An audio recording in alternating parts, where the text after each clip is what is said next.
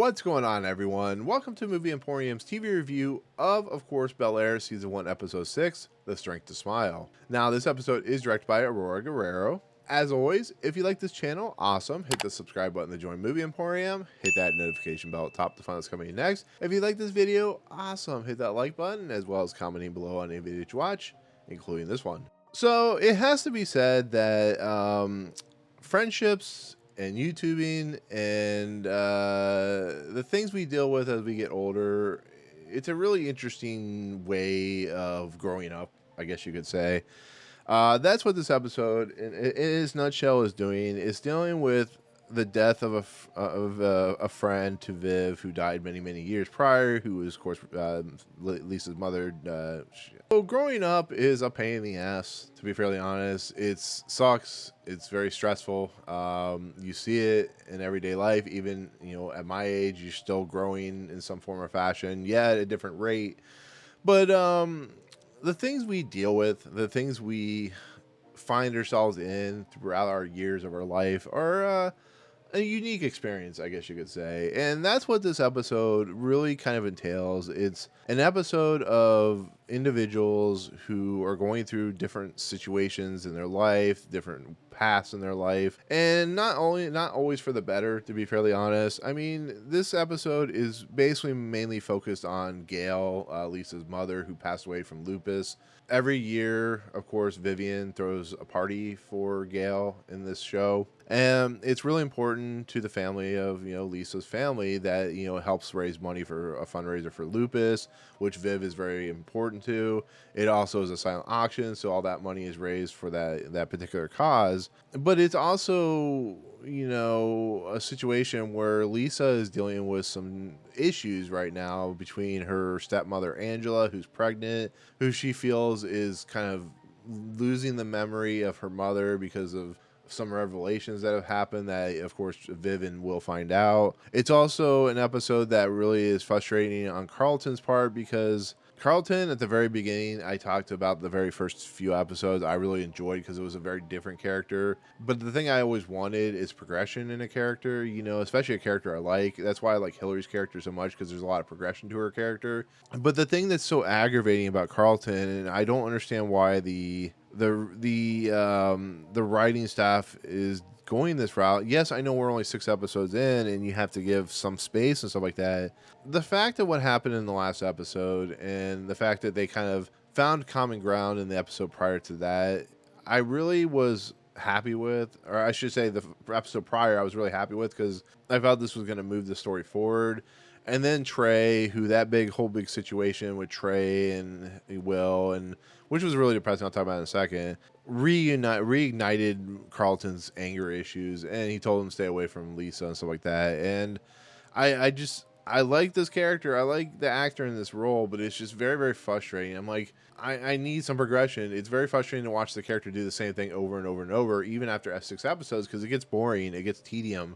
It gets to the point where you're just like frustrated and you just want to go, can I go in and strangle this fake character in a TV show? And I understand that this is a TV show, but you get invested in these characters. It's what happens with every show you ever watch, and especially if you love that show. They're fake, but you get invested with them and you just want them to progress, and it's a fault of the writing staff, I know. But in this episode, he kind of reconciles a little bit, but he does it in kind of the shittiest way possible, to be fairly honest. Excuse my language, but it is the shittiest way possible, to be fairly honest. In the process of everything, this episode also deals with kind of the aftermath. The episode opens up with the aftermath of Trey and Will, and this is what I talk about growing up and having to deal with experiences. In the experiences of growing up, especially when you're in high school and when you have friends in high school, 99 times out of 100, those friends, unless you stay true friends with them, you have many good friends, they eventually fall by the wayside. They eventually fall to whatever they are in life. And it's a sad state of affairs, but it is about growing up. People in high school, you continue to forget about. Like, I don't remember anybody from high school, just on that simple fact. But it's that situation that you have to deal with. And the enhancement of stuff like Twitter and Instagram and Snapchat and YouTube has enhanced the whole experience of what it's like to be a high schooler or a kid. So Trey goes back to Philadelphia and, of course, makes some angry tweet towards Will, calling him a fake and stuff like that. And of course, all the people on Twitter finally gang up on Will and say he's a piece of crap and stuff like that. And it's really sad to see Will have to go through that because it's enhanced compared to like what I had to deal with in high school, which was straight up face to face. But basically, Phil has to pull him aside and say, "Look, you made a hard choice. These people either will accept you or they won't, and you kind of have to figure your way out or figure your way through this life and just push yourself forward because you'll find people." And it's very truthful and it's very honest what Phil is saying, and I like that dynamic between Phil and Will in this series because Phil, who's still dealing with some problems of his own, understands what Will's going through. He understands that, this situation was out of control and it was messed up. The things that Phil had to pull, like string wise, is very dark and disturbing, but, it is what it is, and either Trey's going to have to live with it or he's going to, they're going to move apart. And even Lviv says at the end, you just give him space. He'll find his way back to you. And I like that. I like that these parents or his aunt and uncle really understand him and really try to comfort him and try to lead him to realize, sometimes things happen and there's nothing you can do or control about it. So, but for the most part, this episode, like I said, is dealing with the Lupus fundraiser, the silent auction, the thing that Viv has put together. And of course, Lisa comes over and helps out and kind of make sure everything is prepared. This is a thing that Viv does every year. Viv feels Lisa's like a daughter to her and stuff like that because of how Gail and Viv were so close. I know people in my family and I know people that I know who have had friends that have passed away in very unfortunate circumstances. And so what Viv is going through and how she reacts to this episode is very on point, is very poignant, and is very truthful because there is a situation where Fred brings Angela, who's his wife, who's having a baby, and Lisa just really can't handle this. She thinks that this lady, Angela, is taking over and basically ruining the memory of course, Gail's character.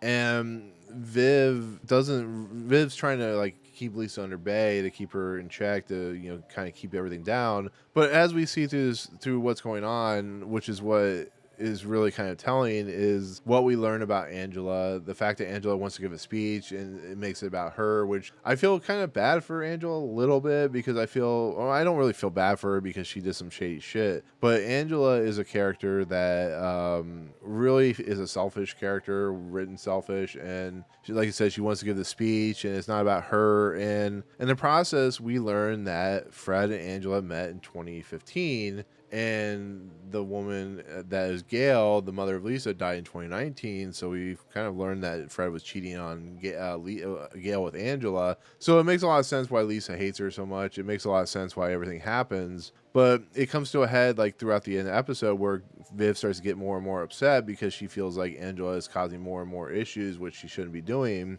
And she finally tells her off. She's like, "This is about my friend. This is about Gail. This is not about you. You either sit your ass down or go home." And I like that because it shows the strength of not only Viv's character, but shows that she is protective of Lisa. She realizes what's happening, and it really is a great kind of motivating factor for Viv as a character, and I really like that. It unfortunately leads to, at the beginning of this episode, basically Phil whispers something to Jeffrey to check out something. Jeffrey goes off and does what he needs to do. And he comes back, and Phil, who is dealing with another situation with this guy named Reed, like I said, the one from last week's episode, he learns that, of course, Fred is going to run for DA-ship because of the situation that Fred is going to run for DA-ship because of the whole situation at the rink, because of how Phil is using his stance to become a better person, to be fairly honest, to be for the people. And in essence, Fred has found a way to, I think it was the New York Times, if I remember right in this episode, to in essence kind of undermine their friendship, because Phil and Fred had a friendship, and basically Fred was able to get the New York Times to endorse him instead of Phil, so he went behind his back, which pisses off Phil, and Phil and Fred are now running for DA-ship, which is a good way to end the season, because like I said, we're pretty close to the end. I think we're like 4 episodes or however many episodes left, but that's the whole thing about Phil. Phil is a character that was one way, and now he's slowly understanding why he needs to do what he does. He was actually down in the polls, and now he's above the polls and stuff like that. And he's losing endorsementship, which is very important. But I think Phil is trying to do what he needs to do to become better. But the other issue remains. We find out have always known that Jeffrey is very close to Phil in this and especially in this version of the Fresh Prince or of Bel Air. And what Jeffrey is, in essence, is muscle. He is a guy who has a lot of power. He is a guy that has a lot of contacts and connections. And Phil uses him like a mobster, a gangster, a muscle man. He's a guy who has the connections that helps Phil. And when Phil needs something done, whether they're unscrupulous or not, Jeffrey knows how to get it done. I kind of love Jeffrey, to be fairly honest. It's a little bit of a stereotype, to be absolutely honest, but I like the fact that they've taken Jeffrey, who was this like very posh butler, very comedic butler, made a lot of great quips, to being something kind of serious and kind of dark and disturbing. And I like that. I think it's cool. I think it goes a little too goofy, a little too kind of in that campy route. We'll see how Jeffrey's character kind of plays out through the rest of the season, like where his arc goes. But like I said, he hasn't been in the episodes for the last couple episodes very, very much. But like I said, Phil and now Fred are now at each other's throat, and they're going to, campaign against one another. And it should make for some interesting commentary, some interesting television later on. So now, the other route that Phil's having to deal with is, of course, Reed, the art dealer. He is an individual that is very sultry and very sexy, and the individual that most women would want to be with. He's a guy that you would see in a lot of movies, like having the affair with the married woman and stuff like that. It's just who his character is. There's nothing, you can't beat around the bush about it. But he's trying to get Viv to be part of his art gallery. He's seducing her in a lot of ways, and Viv finds him up in like where all her paintings are and stuff like that. And Phil, of course, happens to be walking by as these plot contrivances do. And Reed makes a guarantee that Reed makes a deal with Viv that if her painting sells for more than $15,000, that she will have to put her art in the gallery. Because if you know anything about artists and artistry and people who are very creative, their work is never fully complete to them. I've had this issue too when I've written like screenplays and stories. You can write and rewrite a million times, but at some point you just have to let your baby go. And it's just the way it is, unfortunately. And she says okay, and of course Phil, I think in a sense he either wants to help her get into the art gallery, or he's trying to buy the painting away from Reed. Her painting sells for $20,000. In the process, she has to put her art in an art gallery and stuff like that. So it should be a fun episode to see her art in the art gallery. I'm guessing it's going to come in the first season. I don't know, but I think it's a good kind of fun story arc that helps Viv, move past her whole problematic situation that she seems to find herself in this entire series. But, on top of that, Phil tells Jeffrey to keep an eye on Reed, and that's when we learn that Jeffrey is always 1 or 2 steps ahead of Phil. He's like his eyes and ears. He's like, if you ever on a set of a film and you see, somebody needing a specific light, usually the person can anticipate this director or cinematographer needing a light. And that's kind of what Jeffrey does. He anticipates and he knows what Phil needs. And that's why he's as good as what he does. So, and then I'll leave the stuff to last because I want to talk about it with Hillary and stuff like that. But Will and Lisa, of course, they kind of reconcile a little bit. They talk. Will is willing to help out Lisa because of something that Carlton does. To go up and do this speech that she does every year for her mom, because Lisa mentions something about Carlton, which Carlton happens to be at that right moment, that right spot to hear, about how Carlton is, the way he's been raised and the way he acts, his emotions, his outbursts are, I guess, very typical of what his upbringing is, I guess. I don't know, but his spoiledness is coming into effect, and Lisa calls that out. And of course, Carlton, being Carlton, takes this the wrong way and kind of just walks off and snorts some cocaine, which Will sees. And they get into an argument, and Will's like, I'm just trying to be a friend to her. I'm just talking to her. I'm trying to help her. And then Carlton kind of breaks down. He starts crying. He starts like apologizing because he realizes that he is the problem. At least I think he realizes he's the problem, but I think he also realizes that maybe what he's doing is wrong. Maybe what he's saying is wrong. Maybe the fact that he snorted all this cocaine and he hurt Lisa in a lot of ways. Maybe this is the redemptive arc about Carlton. Because like I said in the beginning, they need progression on his character because I'm tired of him going like reverting back to the old self. And he decides, he's gonna let Will do the speech with Lisa, and then he falls asleep and stuff like that. And he wakes up, and Phil, who probably knows what Carlton's doing, is like, you've been stressed for the whole entire day. I understand, and it's it really I hope it's a progression, but they have the speech. Viv has her anger moment with Angela, and it's fun, and then Will and Lisa talk to each other at the pool, and then they try to say, "Oh, we're gonna stay friends," but Will and Lisa have this like romantic intrigue with one another, and of course they kiss. That's the end of the episode. That's not where I'm ending this segment, but that's where the end of the episode happens. So it's very nice, very sweet. I kind of liked it. It's just I'm glad that Will and Lisa are finally a couple now, which is kind of cool. So, but I wanted to talk about the Hillary stuff real quick because it kind of relates to what it's like to be a YouTuber or an influencer in a lot of respects. I'm not an influencer, but I'm sure it's like to be an influencer. She's at the influencer house. The two prankster guys come up and talk to her and like, be careful, beware of Kylo because he's an individual that is very pressure, when it comes to pressuring people.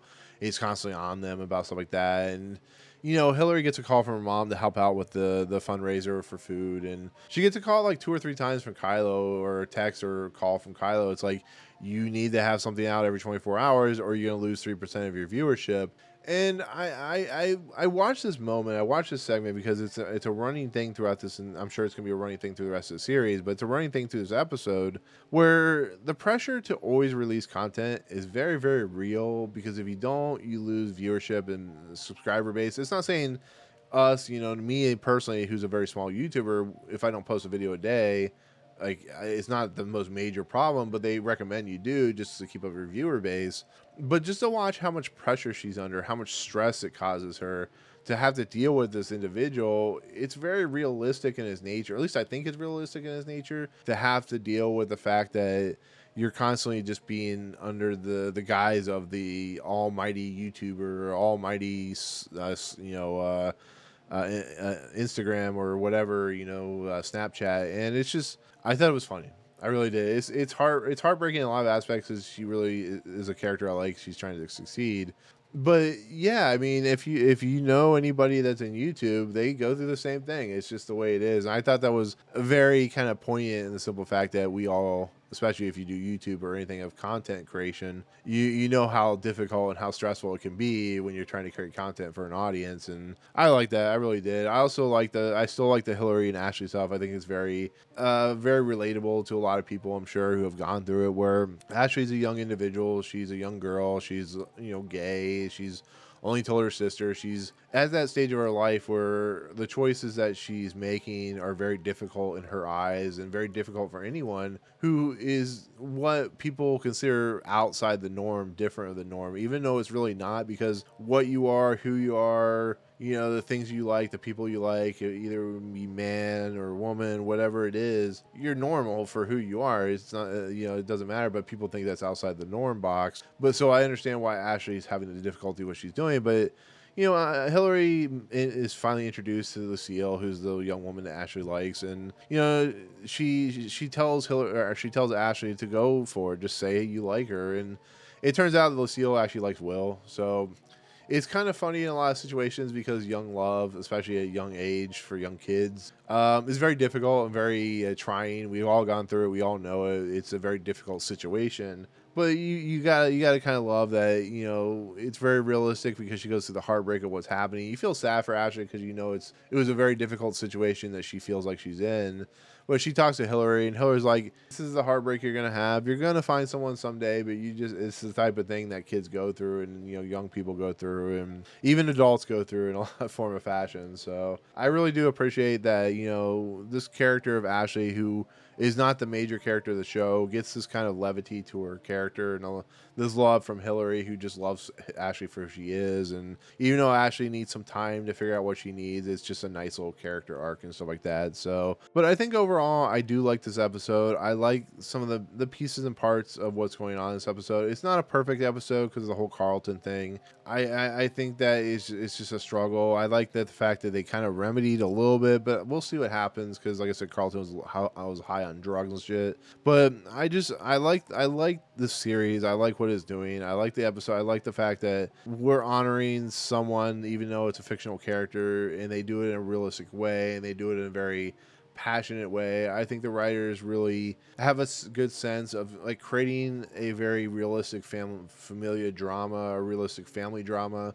They're doing a nice job of creating characters that you can tell have great chemistry with one another, and I think it really works here. And the fact that Viv actually sticks up for Lisa, and her plight and stuff like that with her mom who passed away, how close Viv was to Gail, how Phil talks to Will in the beginning. The whole Fred stuff is fine. It is what it is. But overall, I just think it was a really good episode of a TV show that I really enjoy, though has problems because, like I said, character development sometimes just goes wayward in this series. But we're going to see what happens. There's only a few more episodes left in the season, and I'm intrigued.